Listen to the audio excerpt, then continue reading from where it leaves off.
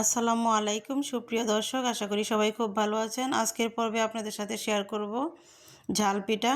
আমি সিংহের বাসায় এটাকে নিমুক্কারে পিঠা বলে, কার কার এলাকায় কী পিঠা বলে আমাকে অবশ্যই কমেন্ট করে জানাবেন। তাহলে চলুন আমরা মূল রেসিপিতে চলে যাই। পিঠা বানানোর জন্য আমি প্রথমে চুলায় একটা কড়াই বসিয়ে দিয়েছি, পরিমাণ মতো পানি দিয়েছি। পানিতে যখন একটু বলক চলে আসছে তখন আমি 1 টেবিল চামচ পেঁয়াজ বাটা, 1 চা চামচ আদা বাটা আর 2 টেবিল চামচ কাঁচামরিচ বাটা দিয়ে দিলাম। যেহেতু এটা ঝাল পিঠা তাই একটু কাঁচামরিচ বাটাটা বেশি দিতে হবে। গুঁড়া মশলার মধ্যে দিয়ে দিচ্ছি আমি 1 চা চামচ হলুদ গুঁড়ি, ধনিয়ার গুঁড়ি 1 চা চামচ, জিরার গুঁড়ি 1 চা চামচ, অল্প একটু স্বাদ মতো লবণ দিয়ে দিলাম। আর দিয়ে দিলাম সামান্য একটি সয়াবিন তেল। চাইলে আপনারা তেলটা স্কিপ করতে পারবেন। আর গরম মশলার গুঁড়ি থাকলে আপনারা একটু গরম মশলার গুঁড়ি দিবেন, আমার কাছে ছিল না তাই স্কিপ করেছি। এখন আমি অল্প অল্প চাউলের গুঁড়ি দিব আর একটা ডো তৈরি করে নিব। এই পিঠাটি চাউলের গুঁড়ি দিয়ে তৈরি করবেন, আটা বা ময়দা দিয়ে তৈরি করলে সেরকম ভালো লাগবে না। সাধারণ যেরকম রুটির ডো তৈরি করে আমরা সেরকম ডোটাই হবে। এটা আমার ডোটা রেডি হয়ে গিয়েছে, চুলা থেকে নামিয়ে নিচ্ছি। কুসুম গরম অবস্থায় আমি এটাকে ভালো করে মতে নিব। ডোটা আমি মতে নিয়েছি, এখন অল্প অল্প ডো হাতে নিচ্ছি আর একটা করে পিঠার শেপ দিচ্ছি। আপনারা দেখলেই বুঝতে পারবেন আমি পিঠার শেপটা কীরকম করে দিচ্ছি। আমি আজকে চামিচ দিয়ে পিঠার ডিজাইন করে দেখাবো আপনাদেরকে।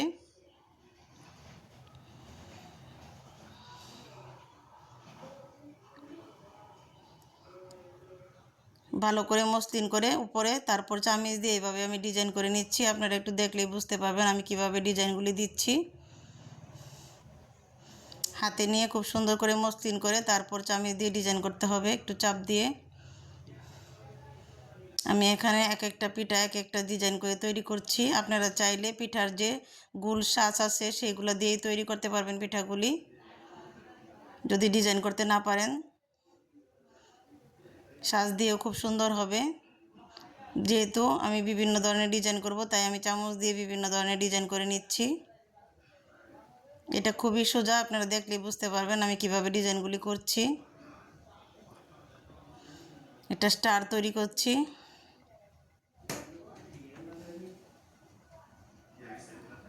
এই তো আমার পিঠাগুলি বানানো হয়ে গিয়েছে, আমার সবগুলো পিঠা হয়ে গেছে। আমি পিঠাগুলি সুন্দর করে শেপ দিয়ে নিচ্ছি।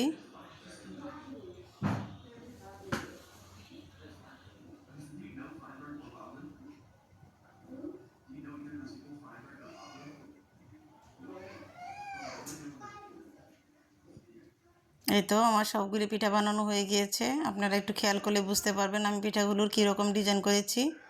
এখন পিঠাগুলো বেজে নেওয়ার পালা। আমি চুলায় একটা ফ্রাই প্যান বসিয়ে পরিমাণ মতো তেল দিয়ে দিয়েছি। তেলটা যখন গরম হয়ে এসেছে তখন আমি এখানে একটা একটা পিঠা দিয়ে দিচ্ছি।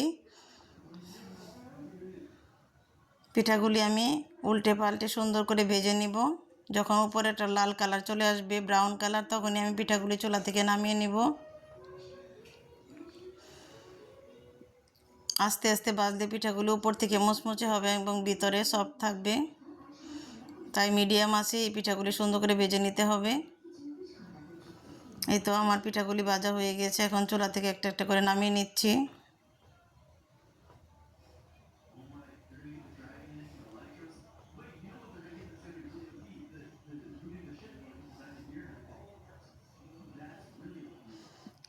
সবগুলি পিঠা আমার রেডি হয়ে গিয়েছে। আপনারা অবশ্যই বাসায় এই পিঠার রেসিপিটি ট্রাই করবেন, আশা করি ভালো লাগবে।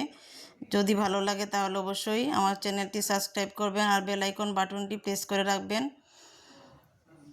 পরবর্তীতে আবার নতুন কোনো রেসিপি নিয়ে আপনাদের সাথে হাজির হব। সেই পর্যন্ত সবাই ভালো থাকবেন, সুস্থ থাকবেন। আল্লাহ হাফেজ।